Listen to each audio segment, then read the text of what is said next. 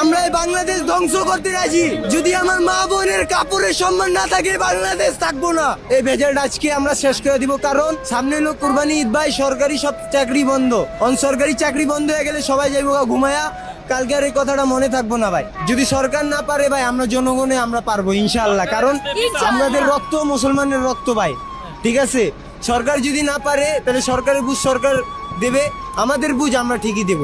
যদি সরকার না পারে তাহলে আমরা যা হইয়া লাগলে আমরা অন্য দিক দিয়ে অ্যাকশন নেব, কিন্তু এই ভেজাল আজকে আমরা শেষ করে দিব, কারণ সামনে লোক কুরবানি ঈদ ভাই, সরকারি সব চাকরি বন্ধ। অনসরকারি চাকরি বন্ধ হয়ে গেলে সবাই যাইবো ঘুমায়া।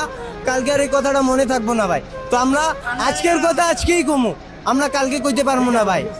আজকে লাগলে অপায় বাজে লাগলে 4টা রাত 10টার দিকে আমরা এই বিচারটা করবো, কিন্তু আজকে করবোই ভাই। আপনাদের দাবি যদি না মেনে নেওয়া হয় কি করবেন? আমরা এই বাংলাদেশ ধ্বংস করতে রাজি। আমরা এই বাংলাদেশ ধ্বংস করতে রাজি।